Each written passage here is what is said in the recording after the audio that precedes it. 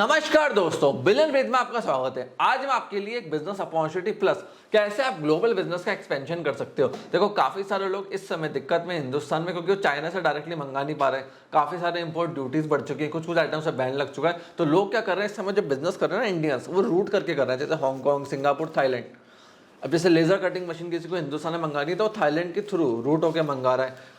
ऐसे बहुत सारे लोग हैं जिन्होंने चैनल्स को चेंज कर दिया कि डायरेक्ट अब पैसा चाइना से लो दिक्कत आती है तो इनवॉइसिंग वो हांगकॉन्ग के थ्रू कर रहे हैं और अलग अलग कंट्रीज को वो टैप कर रहे हैं, जिससे वो बिजनेस को कंटिन्यू रख पाए। आज मैं आपको बताऊंगा थाईलैंड कंपनी फॉर्मेशन कैसे करना है, इन डेप्थ डिटेल में कॉस्टिंग आपको बताऊंगा कितना पैसा लगने वाला है। और ये अपडेटेड वीडियो, इस चीज़ का ध्यान रखना। इसके पहले भी मैंने एक वीडियो बनाई थी 1-1.5 साल पहले, काफ़ी लोगों को उससे फायदा हुआ था। उसके बाद में आज क्या चल रहा है रिसेंटली 2024 में, अभी पूरा अपडेटेड वीडियो देख के जाना। इसके अंदर कॉस्टिंग में आपको एक्सप्लेन करूंगा, स्कैम्स में आपको एक्सप्लेन करूंगा और इन डिटेल प्रैक्टिकल चीजें बताऊंगा। आप कहीं जाके वेरीफाई भी कर सकते हो इस वीडियो को। अब देखो, थाईलैंड में कंपनी फॉर्मेशन धंधा आपको चालू करना तो कुछ कुछ चीजों का आपको ध्यान रखना पड़ेगा। जैसे टैक्स फाइलिंग मंथली जरूरी है थाईलैंड में, बुक कीपिंग मतलब बुक को मैनेज करना जरूरी है, और आपको वर्चुअल ऑफिस एड्रेस होना बहुत जरूरी है थाईलैंड के अंदर अगर आपको कंपनी फॉर्मेशन करना है। अब अगर आपके पास थाईलैंड में एक थाई पार्टनर है तो बहुत अच्छा है, नहीं है तो थाई पार्टनर आपको हायर करना पड़ेगा, उसको कुछ पैसे देने पड़ेंगे।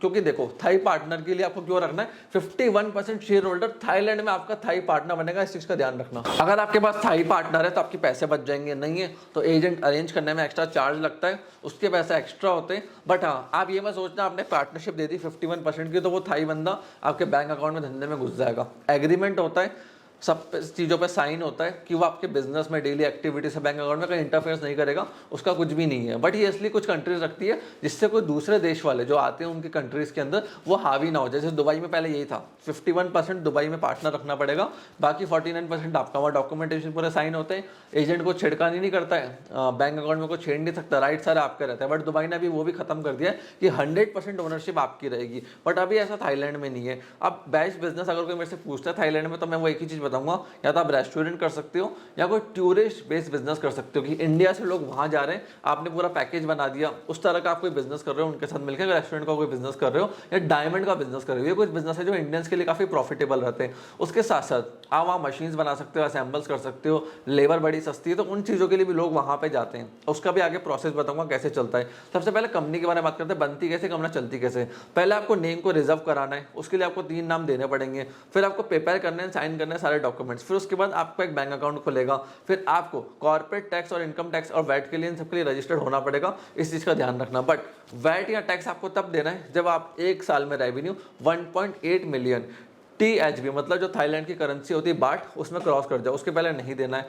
वर्क परमिट एप्लीकेशन आपकी लगेगी कि भाई कोई काम मुझे वहाँ करना है, लाइसेंस लेना, तो उसको वर्क परमिट लेना पड़ेगा। वीज़ा एक्सटेंशन आपको लेना पड़ेगा। जो इनिशियल 90 डे वीज़ा होते हैं वो एप्लीकेशन पे जब वहाँ पे आप जाते हो तो ऐसा ट्रैवल या टूरिस्ट वीज़ा पे आपको मिलता है, फिर उसके बाद वापस एक्सटेंशन होता है, 90 डेज की वैलिडिटी आपको मिलती है जब आप कंपनी वहाँ पे फॉर्मेशन कर लेते हो। उसके बाद वापस जैसी कंपनी फॉर्मेशन का प्रोसेस कंप्लीट हो जाएगा, फाइनलाइज हो जाएगा, वापस आपको इसका रिन्यूअल कराना पड़ेगा। अब देखो, कंपनी इनकॉर्पोरेशन होता है सबसे पहले, फिर कंपनी की सील बनती है, गवर्नमेंट फीसिस आपकी जाएंगी, रिप्रेजेंटेशन जिसमें आपको बताना पड़ेगा कि आप क्या बिजनेस कर रहे हो, क्या कर रहे हो, वैट हो गया, आपका बैंक अकाउंट ओपन हो गया।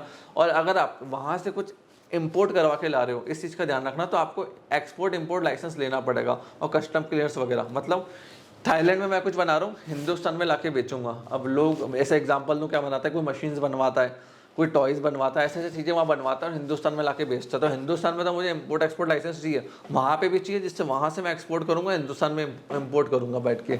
मंथली बुक कीपिंग के लिए आपको एक बंदा रखना पड़ेगा, जरूरी है। और मंथली टैक्स फाइलिंग के लिए आपको एक बंदा रखना पड़ेगा, ये भी बहुत जरूरी है। और अगर आप थाईलैंड में कुछ बैठ के बना रहे हो और आपको मेड इन थाईलैंड का टैग चाहिए, थप्पा चाहिए, तो उसके थोड़े से एक्स्ट्रा चार्ज होते हैं।